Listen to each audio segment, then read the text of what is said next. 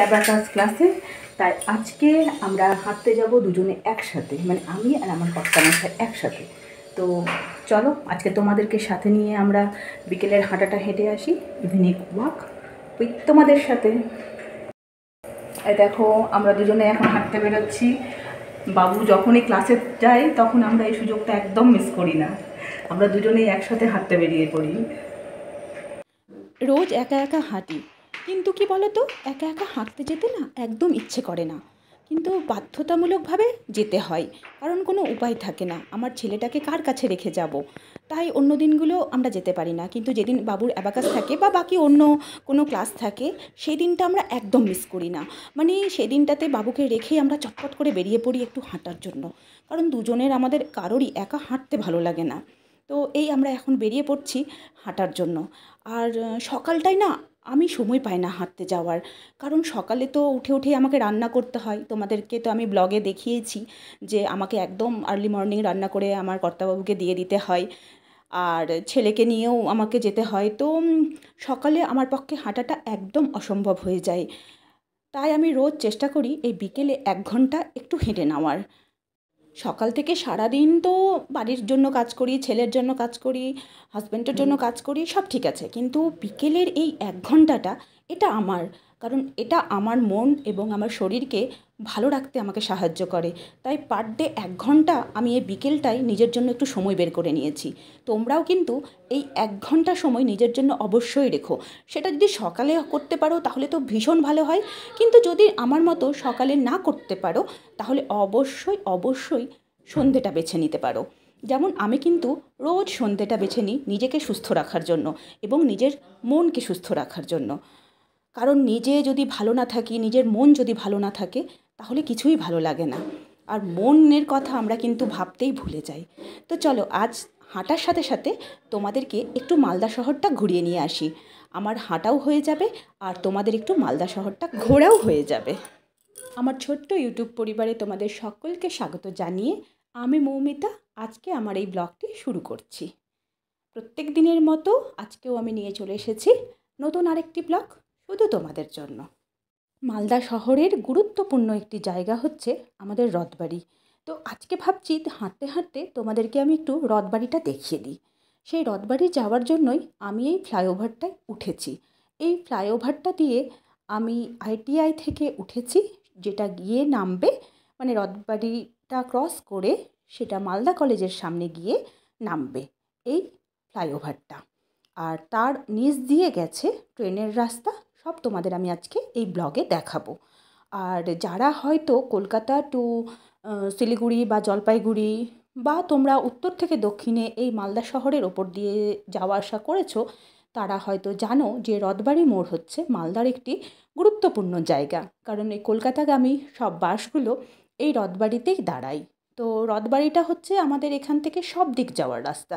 তুমি মানিকচক লাইন যেতে পারো, কালিয়াচক লাইন, গাজল, মানে এ টু জেড। আর আজ আমার এই ব্লগে তোমাদেরকে আমি রথবাড়িটা দেখাবো বলেই আমি এই ফ্লাইওভারটা দিয়ে হাঁটা শুরু করেছি। দেখতেই পাচ্ছ যে আমি ফ্লাইওভার দিয়ে হেঁটে যাচ্ছি, পাশে কিন্তু একটা রাস্তা আছে, সেটা লোকাল রাস্তা। আর সেই লোকাল রাস্তাটা একটা সাবওয়ে আছে, সেই সাবওয়ে দিয়ে আবার সেটাও গিয়ে কিন্তু রথবাড়িতেই ওঠে। তো যেহেতু আমি ফ্লাইওভারটা দিয়ে পুরো রথবাড়িটা তোমাদের দেখাবো, তাই জন্য আমি আজকে ফ্লাইওভারের ওপর দিয়েই যাচ্ছি। আর নিচের জায়গাটাতে প্রচণ্ড ভিড় হয়, তো আর সন্ধ্যের টাইমটাই ওই রাস্তাটাও প্রচণ্ড ভিড় হয়, তাই আমি ওটা একটু অ্যাভয়েড করেছি আজকে। আর ওপর থেকে রথবাড়িটা দেখতেও ভীষণ ভালো লাগে, কেন আজকের ওয়েদারটা না ভীষণ ভালো, ভীষণ ভালো। আমি জানি না তোমাদের ওখানে কেমন ওয়েদার, আমাদের আজকের ওয়েদারটা সকাল থেকেই তেমন রোদ ওঠেনি, আর সুন্দর হাওয়া দিচ্ছে, মিষ্টি ওয়েদার, আর সঙ্গে কর্তাবাবু আছে, আর এত সুন্দর ওয়েদার যে আজকে হাঁটতে এত ভালো লাগছে না, তোমাদের আমি বলে বোঝাতে পারবো না।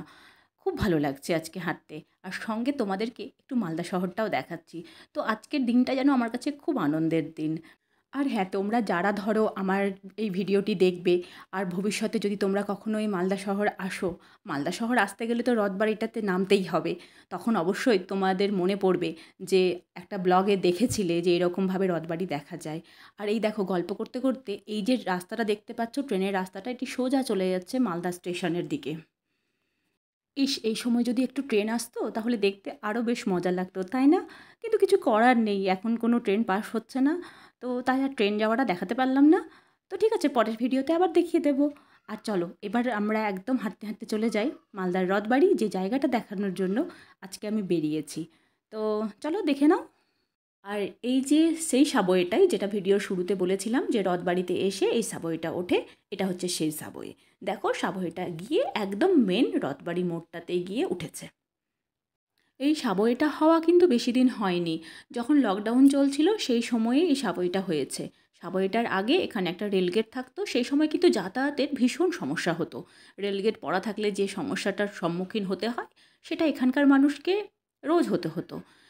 আর এই লকডাউনের পর থেকে এই সাবওয়ে হওয়াতে এখানকার মানুষজনের অনেক অনেক উপকার হয়েছে।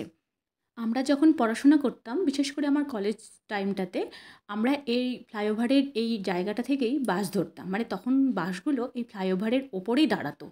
কিন্তু সময়ের সাথে সাথে এখন ফ্লাইওভারটাও দুর্বল হয়ে গেছে, আর এখন নিয়ম করে দিয়েছে যে ফ্লাইওভারের ওপরে দাঁড়ানো যাবে না। আর এই জায়গাটাই হচ্ছে রথবাড়ি। রায়গঞ্জ, শিলিগুড়ি, কোচবিহার, জলপাইগুড়ি মানে উত্তরে যাওয়ার রাস্তা হচ্ছে এটা। আমি অনেকটা জায়গায় গিয়ে দেখেছি যে এক একটা লাইনের বাস ধরতে এক একটা দিকে যেতে হয়, কিন্তু আমাদের এই ছোট্ট মালদা শহরের এই রথবাড়ি মোড়ে যদি তুমি এসে দাঁড়াও, তুমি সব দিকেই যেতে পারবে, উত্তর দক্ষিণ সব দিকেই। মানে সব দিকের একদম সংযোগস্থল হচ্ছে এই মালদার শহরের রথবাড়ি। আর ফ্লাইওভারের ওপর থেকে এই রথবাড়ির এই জায়গাটাকে সন্ধেবেলায় দেখতে ভীষণ ভালো লাগে। মানে দেখতেই থাকবে দেখতেই থাকবে, এতটাই ভালো লাগে, মনে হয় যেন দেখতেই থাকি। সেই গাড়িগুলো যায় আর ফ্লাইওভার থেকে এত সুন্দর, মানে মন ভরে যায়। যদি এখানে একটু কিছুক্ষণ দাঁড়ানো যায়, মন ভরে যায়। আমি প্রায় দিন হাঁটতে এসে একটু এখানে দাঁড়িয়ে একটু নিজের মনটাকে একটু হালকা করে আবার হাঁটতে শুরু করি। তো বেশ বলতে পারো জমজমাট একটি জায়গা। আর পুরো মালদা শহরের প্রাণকেন্দ্র হচ্ছে এই রথবাড়ি। আর উল্টো দিকের এই রাস্তাটা চলে যাচ্ছে কলকাতার দিকে। উত্তরের বাস দাঁড়ায় এখানে, দক্ষিণের বাস দাঁড়ায় এখানে। আর আমি আবার হাঁটা শুরু করলাম মালদা কলেজ দেখাবো বলে। রথবাড়ি তো দেখিয়ে দিলাম।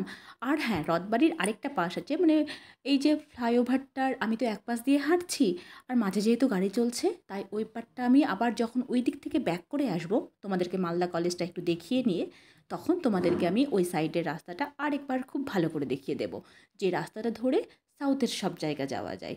কলকাতা, দুর্গাপুর, আসানসোল, পুরুলিয়া, বাঁকুড়া, যত রাস্তা। তো সাউথের, আমাদের মালদার সাউথের যত রাস্তা আছে ওই দিকটা দিয়ে যাওয়া যায়, তো সেটা আমি তোমাদের আসার সময় দেখিয়ে দেবো। আর এটা হচ্ছে একটা শিব মন্দির, মালদা কলেজের একদম লাগোয়া এই শিব মন্দিরটা। আমি আমার মালদা কলেজে পড়াকালীন থেকেই দেখে আসছি, বহু পুরনো ওই শিব মন্দিরটা একদম মালদা কলেজের গায়ে অবস্থিত। আর এটা চলে আসছি মালদা কলেজ। দেখো তোমাদের আজ আমি তাহলে আমাদের মালদা কলেজটাও দেখিয়ে দিলাম। একদম রথবাড়ির খুব কাছাকাছিতে মালদা কলেজ অবস্থিত। অনেকেই অনেক এক্সাম দিতে মালদা কলেজ এসে থেকেছো, বা আগামী দিনেও আসতে পারো। তো এরপর আর তোমাদের কোনো অসুবিধা হবে না, আমার এই ভিডিওটি দেখে অবশ্যই চলে আসবার। এটা হচ্ছে মালদা কলেজের একদম পুরনো একটি বইয়ের দোকান, যেটি এখনই গেল। আর এটা চলে এলাম ওই রথবাড়ির ওই মোড়টায়, যেটা ফ্লাইওভারের এক পাশ থেকে তোমাদের দেখিয়েছিলাম। তো চলো এবার আমার বাড়ি যাবার পালা। আর বাড়িতে এসে একদম খেয়ে নিচ্ছি গরম গরম গ্রিন টি, কারণ এটা শরীরের পক্ষে ভীষণ উপকারী। আর আজকের ভিডিওটি তোমাদের কেমন লাগলো অবশ্যই জানাবে, লাইক কমেন্ট শেয়ার করে একটু পাশে থেকো। আর হ্যাঁ, চ্যানেলটি সাবস্ক্রাইব করতে ভুলো না কিন্তু। আর আগামীকাল আবার দেখা হবে নতুন আরেকটি ভিডিও নিয়ে। তো সঙ্গে থাকো, পাশে থাকো, আর একটু ভালোবাসো। ভালোবাসা দিলে কিন্তু ভালোবাসা পাওয়া যায়। তো আমার যারা সাথে থাকে আমিও তাদের সাথে থাকি। তো চলো কাল আবার দেখা হচ্ছে। এখনকার মতো, আজকের মতো এখানেই টাটা।